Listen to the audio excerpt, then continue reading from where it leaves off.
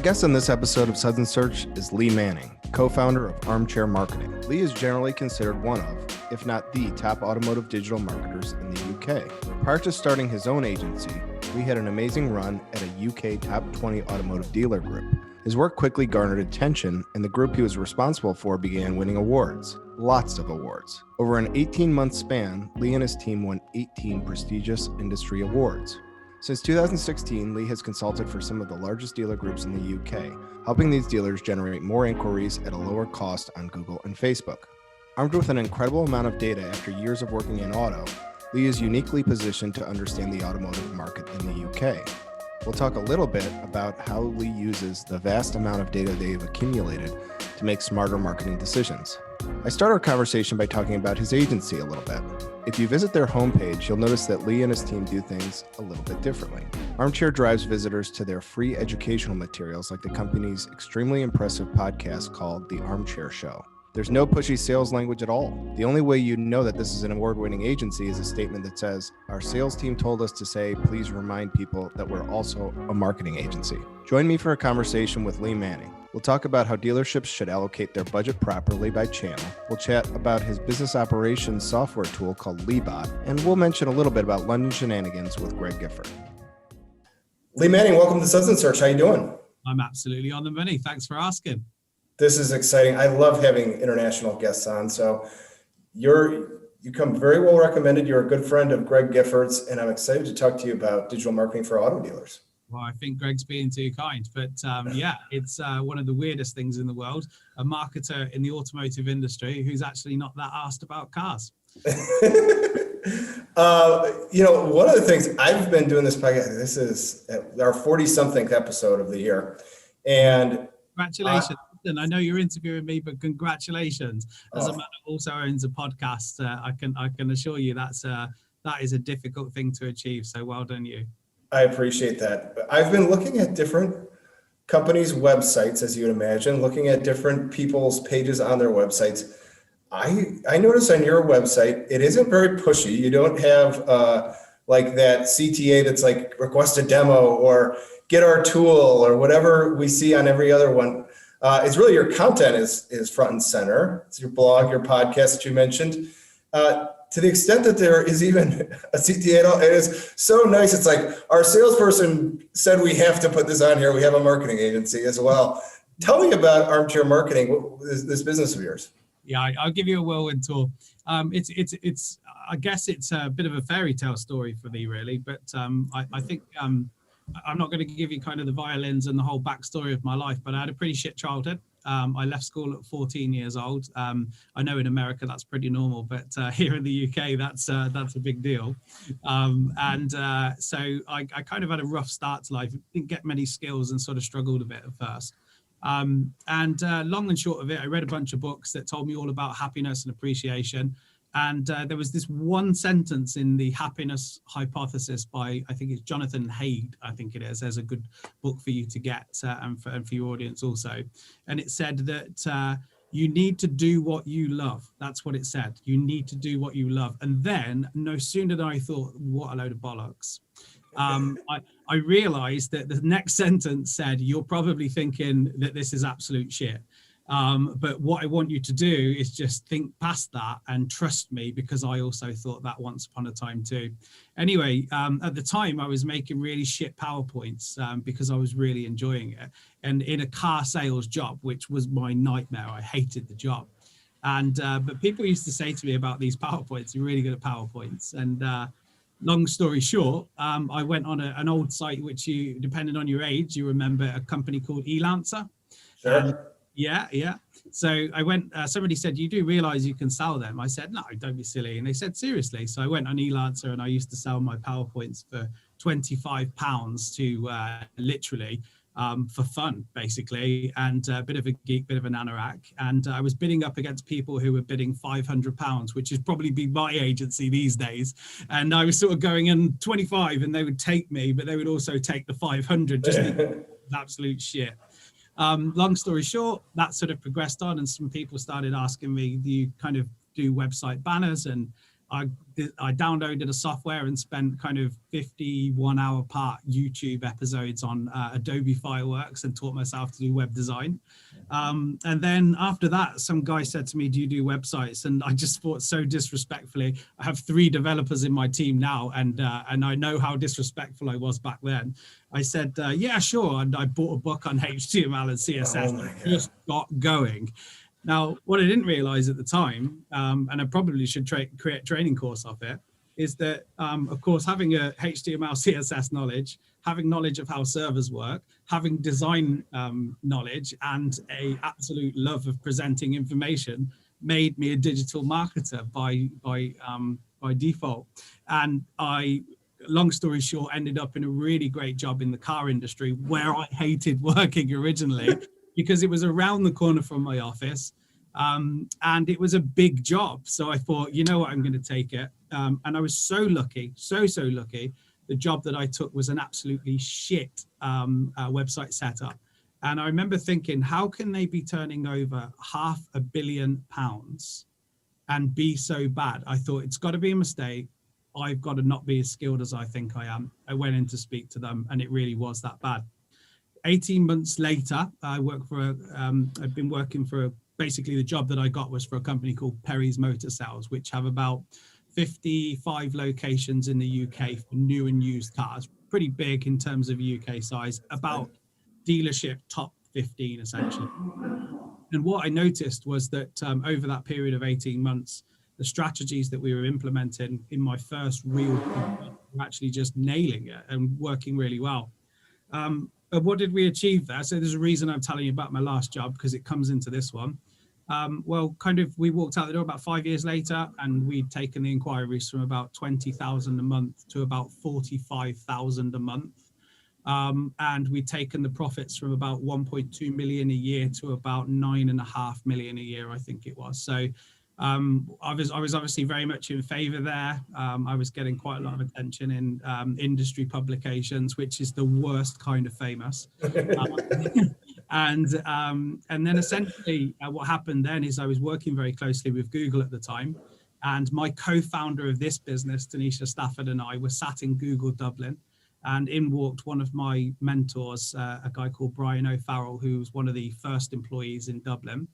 And he said to me, Lee, how do you fancy, he took me upstairs first of all because Tanisha was in the meeting, and he said, how do you fancy working for Google? And I was baffled. I was like, this is crazy. This is stupid talk. This is not a thing, you know. Right. And I said, you know, what's the job doing? And he said, it's actually leading the team that you're working with on this special project. And I said, no, they're boffins. We're like, there's no way. I'm not going to do it. They're just way too smart. And he said, well, it's funny because they recommended you. Well, little did I know that was going to cause an absolute shitstorm. So I went back, and I'd always promised my boss, and my word is my bond. I'm that kind of guy. If I tell you, I give you my word, I do. And then I very rarely give it as a result. Okay. Oh, my boss, he made me promise that if ever somebody came in, that I would tell him before I was thinking about making a decision, not after. So I went in, I told him, and he said, well, what can I do to keep this team together? And I said, well, why don't we create a business together? And he said, sounds great. Like, put a pitch together and explain it to the board. I did that. They said, great idea, and put it to a full business plan. And I spent weeks and weeks on it doing that. It went to board vote and I lost. Oh, really? Yeah, I kid you not.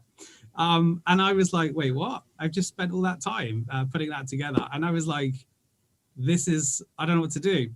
Long story short, we ended up here, Armchair Marketing. We are an automotive agency. And no sooner had I handed in the notice, the phone started ringing, and we were very, very, very, very fortunate. I know how hard agencies out there slog. I know how much effort they go to build their businesses. And I guess I was incredibly fortunate, and I appreciate every single part of it. We ended up getting telephone calls from really senior, prominent businesses out there in Europe, in the UK, and as far as South Africa. we ended up working with some of the automotive's biggest brands, and it literally was like a fairy tale story for us. And here we are today. We work for brands like Auto Trader South Africa. We consult for European dealer groups, 750 large. And so we're very specific about what we take. And that gets me to that question you asked me about that bold move on the website. Which when I pitched it to the team, that I literally expected them to say to me, "Are you out of your mind?" And they said, "Oh my God, it makes sense." And every part of me says it doesn't make sense, but it does make sense. What I said was, we're very unique. We're very rare in the sense that we have skills, you know, like Liam Neeson in that film, we have a particular set of skills, right? And we have a very particular set of skills and an awful lot of data on car buyers that we've built over years and years. And I mentioned I had 3 years of data. I was fortunate enough to be surrounded by people who understand how to create value in a company, and they just pushed me into creating technology that creates data for the automotive industry. Hence why I have 3 developers in a marketing agency, and we are pumping data in all the time. At that moment, I realized that we were pretty much different from any other automotive agency, but we were going up against automotive agencies, and it just felt weird. So I decided, do you know what? We're not. We're the authority of agencies for all agencies in the automotive industry. So what I decided to do, and with absolute support from the team, we created the Armchair Show, which is a YouTube podcast for the automotive industry. And we went all out on production. And as you can see, I'm in the Swiss studio today. We went big, go big or go home. And why did we do it? We did it because we want to represent every single agency in the automotive industry. So we invite them all in, just as you're kindly doing on this show, and massively admire and respect what you're doing with it. And I really relate to it, know what you're going through. And so we set that up, and we said, well, as long as we get a few guests, it won't be a failure. It would be great. Fast forward 1 year later, we're sponsored by eBay. We have, and if you look on our website, we have a long list of sponsors. I noticed. Yeah, and it's again, absolutely. So who's who too? It's not just mom and pop. It's a who's who. Listen, if you're going to do it, you've got to do it right. If you're going to do it, you've got to do what you love, and you've got to do it hard. And there's going to be plenty of doubters around you, and plenty of people looking for reasons why it won't work. But listen, with the right mindset, anybody can achieve anything. So, that's what we did. And it's just brilliant. As you're probably aware, you end up meeting people you just like, and you think that, wait, this is a job. How are we doing it? So I've just had nothing but fun with it. We're a year in. We thought it might fail. We're having a birthday with it. We love it. Absolutely great fun. So yeah, it made more sense. We're not very salesy as a company. In come the old cliches. I had probably during COVID 6 inquiries that were making absolute noise that they wanted to work with us, and we declined the work. You know why we declined the work? And I'm sure that your audience are experiencing the same thing. They didn't have problems. What they thought was that they were going to have problems, and they thought by hiring us that all of the COVID shit would go away. And that is the worst way to start a relationship, when you realize it's not on good terms. This is not the right way to start this relationship. Now, prior to COVID, we would have people come in and we would say, Lee, we've got a huge URL structure issue and we're in a mess. And our local search traffic has disappeared, or from a PPC perspective, our agency is just not delivering what they promised they would deliver us. Can you just have a look at it for us? You'd look at it, you'd realize, geez, the fee for us, which is usually quite large, is going to be lost within 3 months. They're not even going to see it. So it's essentially like they're carrying on with their old agency. They're going to make that feedback pretty quickly. And that's usually a good way to start business, when you get to say to them, look, I'll tell you how this is going to go. 3 months from now, you're going to have made that feedback. You're not even going to be concerned about the price, although it seems quite steep now. This is what we're going to do that. These are the tangibles that I'm talking about. This is how we're going to do that, so that you don't think I'm just giving you some snake oil. And all being well, this is exactly where we'll be. You'll be happy. I'll be happy. This is a great way to start a relationship. And during COVID, what I noticed was a lot of companies trying to expedite that process. Just like, no, mate, can you just come in? Can you just come in? Can you just come in? And actually, the problem with that is that that's not good terms. That's not how you start a relationship. Yeah, exactly. So, it's strange times out there for many, I would imagine, as well. But it doesn't mean that you abandon your purpose and your mission and what you achieve. And as I said, we're very fortunate to be an agency that has control over that kind of stuff. So, but it's been a great journey for us, for sure. Oh, it's amazing. I have so many questions about everything you just said there. Hit me. Let's You know, you were 14 when you left school. You went and did this. You kind of stumbled into this career. Yeah. If unless your LinkedIn is lying, you had something that I almost couldn't believe. In 18 months, you mentioned this group. In 18 months, 18 awards. Yes, that's a nice ring to it. Yes. How does the awards thing happen? You were somewhat new to this industry, and already you were an 18-time award winner, or at least your how many of you think will watch this and realize that actually sometimes being new to something is exactly the way to succeed? Yes. Right? Yes. I think that my co-founder Tanisha Stafford, she speaks at Brighton SEO with Greg, and she speaks at Search Leads and some of the big conferences like that. And she's very technical. She's a technical marketer, and that's why we work really well together. And she always says to me that I'm a strange marketer. That's what she thinks, but in a good way. And I think she raises a really good point. She says that most of the people she meets at these conferences, most of the people that she knows are trained how to use Google or Facebook, or trained how to use email platforms. I sort of self-taught myself what people do, why they do it, how do they do it. And what I realized is that a lot of people talk about marketing, and I'm sometimes looking at something just thinking this is a bit shit, it needs to be fixed, because if I was buying this, I kind of wouldn't do it like that, which is also one of the worst things a marketer could do, because the size of one is just So my niece has worked for the business since she's 14 years old. She's 19 now. And one of the things that I really kind of help her understand is where education meets the theory. It's really important. You have too much education, you're in a situation where you're kind of let down by that practical approach. And if you have too much practical, you're kind of let down by the lack of theory. Accidentally, I think I taught myself through the sheer passion of loving it, that actually I have a nice little balance between education and the practical side of things. So when I'm looking at stuff, I think, well, this is shit, it needs fixing. That's my first thought. And my second thought is, right, okay, so what I need is some data on that. I need some information, some analysis, some proof that there's a conversion dropping off somewhere, some real world car shopping credible data from some excellent source that's got millions of pounds to play around with the data all day. And then I think as a result of kind of looking at it from that point of view, and not from a point of view from cars, or this is how buyers buy things, or this is what people do, you kind of realize, and the way I explained it once at a previous conference was, I think that our job as marketers is that we're actually just relationship counselors, in the sense that the relationship quite often between the customer and the business is broken, just as a relationship between a husband and wife would be. And I kind of say to the board of directors, the people that are really driving the strategy, I say to them, well, what do you want?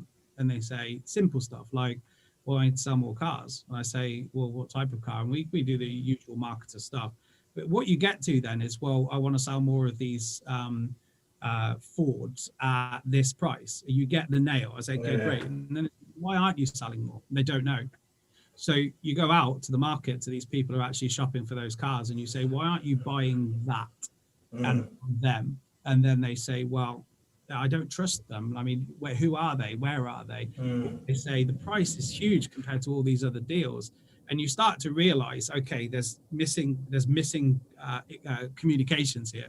So you go back to the board and they say the price is too high, so you need a better deal. You need to sharpen that pencil. They say, well, I can't sharpen the pencil, but what I can do is add more things onto it. And you go back to the consumers and what if it was like this? And the consumers say, oh yeah, I'd buy it if it was like that. And all of a sudden you connect the two back up again. And if you spend your whole entire day looking for things that are broken in that relationship and you repair them, your satisfaction and success metric is a conversion. And I think that's the roundabout pragmatic way that I see marketing. And I don't see it with all the bells and whistles of Facebook click-through rate and 20% of uptake and whatever people say these days. I'm just pragmatic. I'm like, you want more car sales? give them this, they'll buy it. And they say, we can't do that. I say, well, what can you do? And it's a negotiation. Oh my God. Well, the other thing about your first story that I thought was so interesting is you had this hatred for the auto jobs you had early. You were like, I hate this job and I don't want to do it. And now here you are, you've been in this industry for so long. Yeah. In theory, you're a marketer. You could use your methodologies for lawyers or for accountants or for whatever you wanted to. Yeah. I think you started to talk about it with like, you're able to go really deep with the data. What has been the benefit of really going deep on this vertical in auto dealers? Yeah, so that's the thing. I think that when I hated the automotive industry, because I don't now, I actually think it's just remarkable. It's a resilient industry and it's full of wonderful people. But I don't think I was, one, in the right frame of mind to see that. Two, I don't think I was educated in the same way as most people to be able to see beauty, life, people, that sort of stuff. So it was the wrong time for me to see that. Once I was in it because I thought, what a complex, difficult problem. One of the things I learned about myself over time, especially when I was educating myself, is that I actually really, really, really, really enjoy complex issues. So I often find myself in a meeting where something is incredibly complex and people are stressing and, getting, intimidated by the data and so on and so forth. And I actually find it's a little bit like one of those games, where you're kind of figuring out the quiz box. I actually start really enjoying it. And I don't go complex like everybody else does. I try to say, well, how can I make that simple? So I look at everybody's complex arguments and I say stupid questions, which I think is one of the benefits of not being from that world. I say things like, well, how do you say that in a sentence? And they're just baffled that such a stupid question. And they go, well, we need to sell more cars. And I say, well, how many? And then they say, well, 200. And I say, well, how do we sell 200 more cars? And then they say, well, we need better offers. We need more marketing. And you put it together. So that complexity, I really enjoy. But then because of that, and you should only work on things you enjoy, that's my philosophy.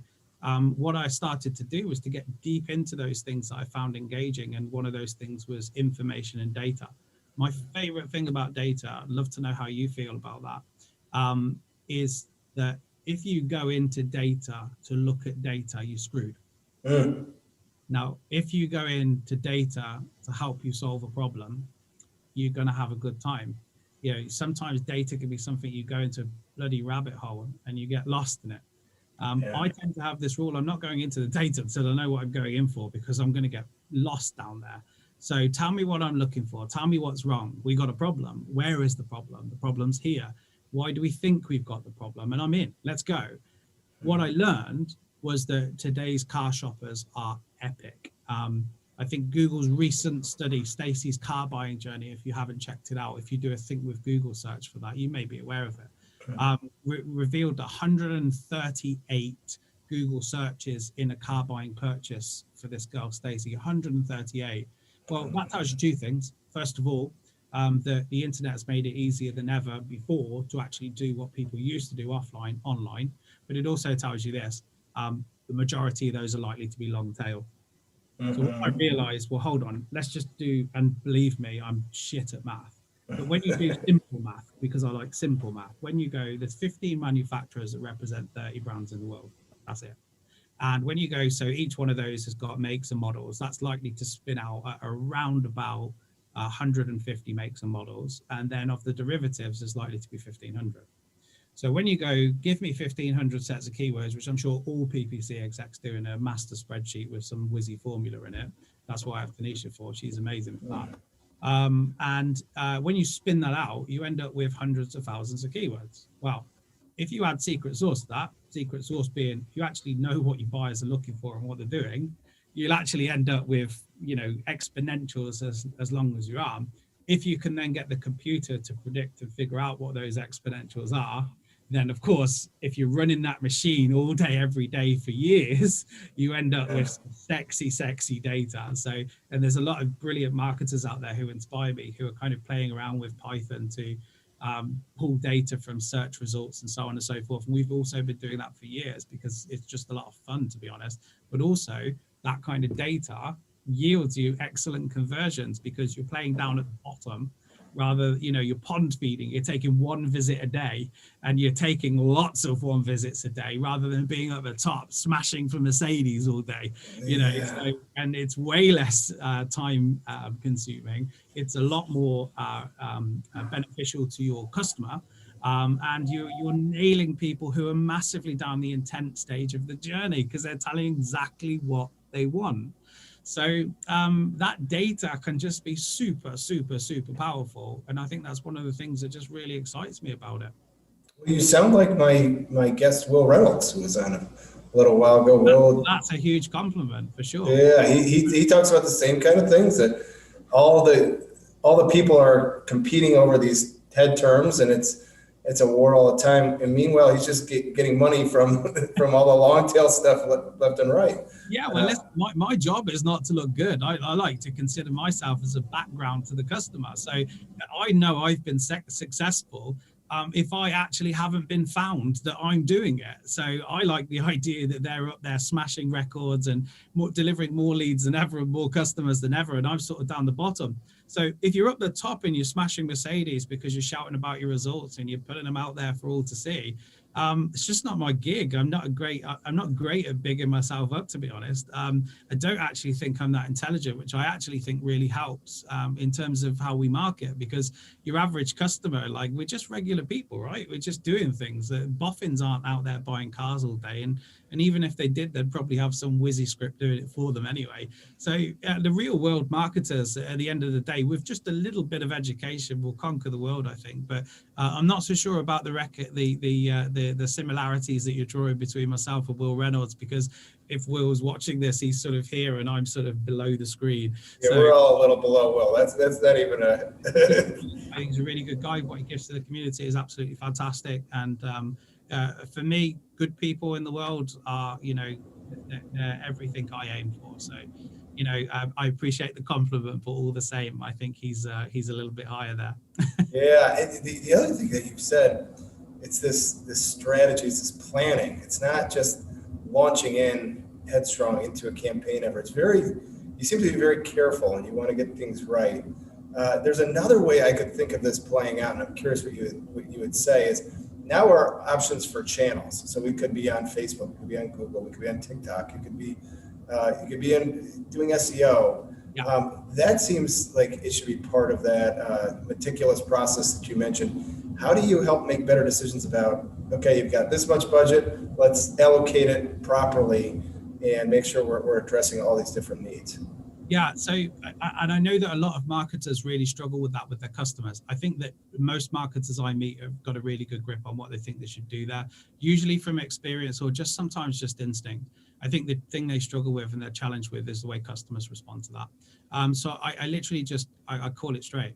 I say to the customer, what do you want to achieve? And the fastest way to get to the, to finding out what their true concerns, what their true goals are, is just say, what do you want? And of course, they're going to tell you something outrageous and ridiculous, which is why a lot of marketers don't like to ask the question. And they'll say, I want 1.2 million visitors. I say, sure, no problem. And they say, you can't promise that? So I can. Like, here's what's going to happen. I'm going to tell you how much that's going to cost you. You're then going to tell me that you definitely don't have that in the budget. I'm then going to say to you, talk to me more about this budget and your objectives. You're then going to start telling me much more about your objectives. We're then going to find some kind of happy place. And if this is really your ambition to grow, we're going to find this happy set of predictive numbers that say, if you grow your marketing budget by this much, and then you convert this much in ROI, you're going to reinvest that and you're going to go up again, just like I'm sure successful people at blackjack tables do. What I'm saying is that quite often their motive is not to grow. Their motive is to spend the marketing money. That's a story for another day. The choice that marketing purchasers have between not setting the bar too high for fear of the target growing next year, or, for example, setting the target high, pinning everything towards it and then failing. It's a very real struggle for many people out there. But what tends to happen is once I've explained to them that we could get whatever you want, what I then ask is this: how much of your activity is about vanity versus conversion? Because they are very different conversations. Now, if you're telling me that you want to put half of your budget into Facebook, my first question is it for the vanity so that you can tell your competitors, look at us? Or is it because what you're actually trying to do is to make money from it? Because if you're going to make money from it, we need to focus all of our attention towards that. And if it's about vanity, we're going to focus all of our attention to that. What they usually say is that they want 80% conversion, and anyone watching this is going to go, oh, yeah, this is exactly what they say. 80% conversion, 20% vanity. But what they really mean is that they want 80% conversion and 80% vanity. Yeah. And when you add that together, it doesn't work. So what you have to do is you just literally just have to take them along on that journey, and data really supports that. For me, it's really, really simple. Once you've identified the objectives, if the objectives are about conversions and ROI, the first problem that you're going to experience, without teaching anybody to suck eggs, is that if your tracking is absolutely piss poor, you're already up against an absolute mountain. Don't run away from that, because if you don't tackle that in the early phases and the early stages of dealing with your customer, it's going to come up at client renewal, and they're going to say, well, we just don't know what we're getting, or we just don't know how we're going to do that. And then there are situations like cars, for example, which operate online to offline. Well, it's incredibly difficult to figure out what your conversions are. No, it's not. There's plenty of data out there that suggests, for example, in the UK, what we know is that I'll give you some stats that help pretty much all car dealers in the UK will vouch for. And as a result of that, it's quite easy to predict your ROI. And that is that essentially you are going to generate 100 leads on a website, for example. And of that, probably 10% of those will convert into an inquiry of some sort. What's not seen, the hidden data of that, is that Auto Trader, who own 98% of the market out there for customers, say that 67% of their customers surveyed would actually make a telephone call, would actually visit a dealership, without making a telephone call or sending an email. So you can do some loose math on that, but I like to say to them, don't bother doing the loose math, but just know it, just know that. So that 10 inquiries is not reflective of the truth, but let's just say that it is. Of that, they usually say that they convert a further 10%. So what did it cost you to get 100 leads? If it's less than £1,000 and you make £1,000 on a car, like, this is not rocket science. The objective of advertising forever has been to make sure you show your adverts in as many places that you think car buyers will buy them, and then to sell as many cars as you possibly can. So if you get that balance right, and how do you know? Metrics, tracking, data. What you're able to do is work very intelligently with them. And we've taken dealerships from £5,000 spend to £55,000 spend. Now, if I'd have said to them on day one from £5,000, you're spending way too little. This is what we're going to ask you to do. We're going to ask you to put another 50K on top of that. We would never have achieved it. Yeah. I always say this to them, look, just don't, I know you've got more budget, hold it. What I'm going to do is grow in increments. And if we grow in increments, the moment you're ready, the moment you trust this situation, then we can start playing larger games. But what we need to do is make sure that the metrics always matter. The metrics, the metrics, the metrics, the metrics. Once that happens, all the confidence is there, of course, and then they start saying things like, how do we go viral, which is a whole new other subject. So, yeah, I think that it's the customers, right? They know that our clients know where their customers are. For car buying, it's local, local, local. Right. We all know this. It's local, local, local, but some people are prepared to travel, sure. But if 80% are your local, local, local, locals, and you'll know that just from looking at your data, then make sure that 80% of your budget is attributed to one, local, but two, conquest. Mm-hmm. Now, that's your first setup, and the next setup is long distance. Well, you can't compete with the likes of Auto Trader, PPC, etc. So here's what you're going to do. Get some data, start hitting down the long tails and pick up ones and twos. And before you know it, they'll convert into leads and inquiries. And before you know it, they're traveling 128 miles to come and pick a car up. Yeah. Look, when you start seeing more people traveling 128 miles to pick up a car from you, well, this is something you never had before. So how do we get more of those? Yes. I like to highlight to them things that they've never had before, because that's undeniable. Oh my gosh. Well, I want to make sure I don't forget to do this. You have a tool called Leadbot, and I wanted to learn about it. What is this tool that you guys are offering? It's actually, this is going to be a really privileged thing for you. It's actually top secret. So it's top secret. It's wrapped up. But then It's a scoop. All right. I love to get a scoop. And people say, why is there a website? Say, yeah. So no, but genuinely, it's the tool itself is under a confidential beta pilot. But listen, I'm not saying I can't talk about it. I'm not a believer of that. I think you should run faster rather than keep secret. And one of the things that this tool does is it makes Google, Facebook, and Instagram advertising really piss easy for car dealers, because if you're not a marketer, you need an awful lot of science and an awful lot of data to be able to create an effective Google, Facebook, or Instagram advert. But here's the other thing. Car dealers hate logging in and out of platforms. You know, they're operating 20 tabs a day sometimes, and that's the last thing they want. So by combining these three things in together, just really simple stuff, what we're able to do is actually speed up their day, make it more effective for them. But the killer is that we also then put a guarantee on the return. Now that appeals to a car dealer because they don't trust anybody about anything, and rightly so. And so by offering that guarantee to them in terms of what they'll return, it makes them feel warm and safe. But it also allows them to be able to get their hands back on creating the artwork, creating the words, which has usually been taken away by the large groups and so on and so forth. Purely because of the complexity to it, or big bad agencies like me who come in and say, you can't do that, it's ours, we're the skilled people, we've got the qualifications, etc. We're just empowering them again. So we're just giving them a light version, but then in the background, we're just doing a bit more manual labor to ensure that they get those conversions. So now that's what it started off as. Why is it called Leebot was a bit of a joke, really. We needed to give it a market. You know what marketers like? We're all sat in the room, all scarves on and crayons and things, and it was called The Product, and that was in a less than and a greater than sign. And everyone kept referring to it as The Product. And then, long story short, we said we need to humanize it, maybe call it Kevin Bot, and everyone giggled. And then they said we should call it Leebot. And now here's the reason why. I've been out of a relationship now for about 3 years. Ladies, if you're out there, yes, please get in touch.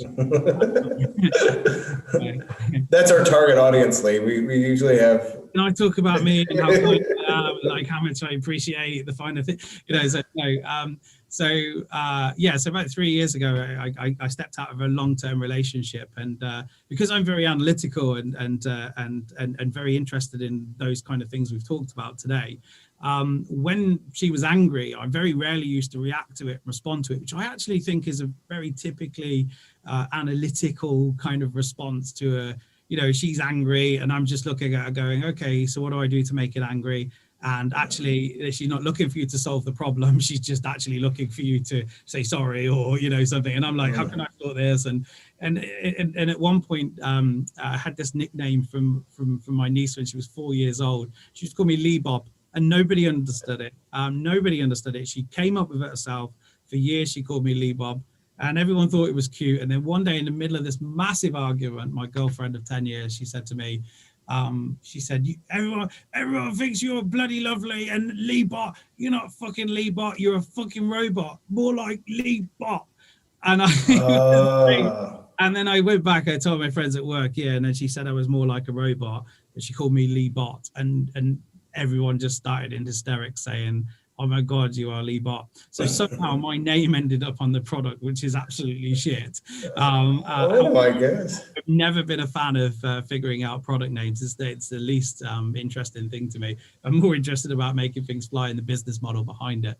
So what actually happened is the secret technology that you're probably looking at live on the internet is that we also needed a software internally to be able to run our business, because as so many marketers know, it's incredibly difficult when you're starting out and you're growing to keep all your customers tight, to keep knowledge of what everybody's working on, and to make sure you know what everybody's up to, which some people say is Slack and Teams and all these kind of things. But when Leebot is finally out, it operates in an incredibly different way to those things, in a way that is not logical.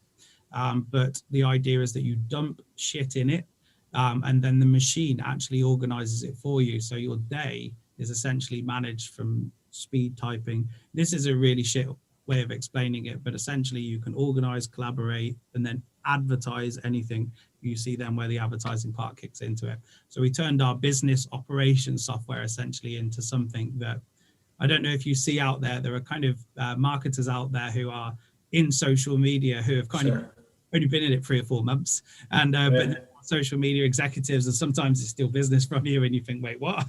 And actually I built the platform for them. I built it so that they can run their customers, so that they can do the same things as we do on a really advanced level. They can have access to the same sort of stuff that we do, and they can remain organized. It works for us. I hope it works for them when we launch it.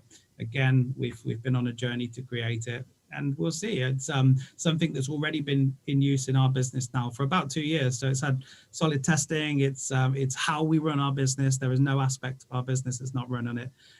But the main thing is that car dealers will, of course, be able to create Google, Facebook, and Instagram adverts very quickly, all at once, and get them out there with a guaranteed return. So that sounds very salesy. So in that in some way, you know, so sales is not at one point for sure. Well, I will wait till it is not top secret, and we'll make sure we post in the show notes a link to everything, and so people can see it. Absolutely. Well, I want to get to everyone's favorite part of the show. This is where Greg Gifford gives me a question to ask the guest, and I know nothing. He gives me no context. This is terrible. If Greg Gifford has given you a question to ask me, this is going to be terrible. So he said, ask Lee about London shenanigans. And then there is like another part to this, I think. So I don't know what that means, but he also said to ask you about mini golf. So those are the two, I have no context. I know nothing more than London shenanigans and then a sub question, mini golf. Whenever Greg comes, he's always surrounded by fans, and you know, you've got a whole trail of people trying to get, like, I mean, I'm sure he's like moments away from being asked to sign boobs and stuff like that. But the thing is that I didn't realize he was famous when I met him. I just thought he was Greg. So I'm like, hey, Greg. And then long and short of it was that because he was always having a trail of people behind him, I thought I'll give him a break and I'll take him into parts of the city in London where essentially people won't come over while we're eating a cheeseburger, because trust me, you put a whole mouthful in, and if somebody comes over with a pen, I mean, it's not going to look pretty. So and so I used to take him to kind of things that he'd never seen before, and really, you know, one of my favorite restaurants in London is a place called Honest Burgers. And I mean, it's just incredible, the place, but it's really difficult to sit in there because you sort of sit like that. You know, back in the day before COVID, you know, if you got a seat, you were literally shoulder to shoulder with somebody else. So I used to take Greg there. And one of the places I took him was a brand new place called Swingers. So I like to think that, you know, Greg and I have now gone swinging together. And it's called Swingers. It's a great golf club, and basically it's indoors and it's crazy golf. I think Greg beat me. I'm going to say he beat me because I like the idea that he's magnanimous and victorious over me. I do recall, though, that he was very full of bravado around the golf course at the time. And I'm not entirely sure, because I think I gave him the scorecard. I'm not entirely sure that that was a good idea, but nonetheless, we had a good day out, and that's pretty much what we do when Greg comes over, which is why he calls it London Shenanigans, which has now disappeared because we're not going anywhere ever. So I know, yeah, it's crazy, right? It's absolutely crazy. Well, I think that certainly sounds like the Greg Gifford I've come to know. So that sounds exactly right. Really quick, you've been really generous with your time. I want to make sure people want to get in touch with you. I will make sure to link to the Armchair Show, which is the podcast for your company. It will make your life 13% better, according to an email I received. So I subscribe. Well, that's how I got you in. That was I'm not very good at call to actions or paraphrase. And I'm saying to you, yes, I am. I told you in my email to you that if you subscribe to it, your life will get 13% better. I'd probably done some kind of stupid calculation off the back of that. But if anybody does want to get in touch, I'm absolutely open to that. My name is Lee Manning, of course. But my email, if you want to reach me, I don't mind giving it out, is lee@armchairmarketing.co.uk. And so, you know, hit me up. You can send me funny jokes. You can send me, why don't you just do what they do on LinkedIn and just say, I really think we should connect because we've got synergies. You know, just spam me with whatever you can. You know, we'll see how far we can get. Oh, this will be a test of how many people have been watching to the end of the show. Lee, thank you so much for coming on. This has been really fun. Great story. Keep doing what you're doing. It's been really fun to talk about auto dealerships with you. And yeah, and also yourself. Like, you've got to keep up this show because you're going to get to a point where this is, you know, got so much content that pretty much solves every problem for any marketer. And I think that in itself is a noble goal worthy of the dedication to it. So keep up the good work and keep Greggy by your side because he, you know, he's your route to kind of getting people on the show, I guess. So, but I think the show is fantastic. I checked the videos out as well when you set up the call. So keep up the good work, and if there's anything I can do to help, just give me a shout for sure. Lee, thanks again. We'll see you soon, okay? Absolutely. Great to speak to you. All right, take care. See you, dude.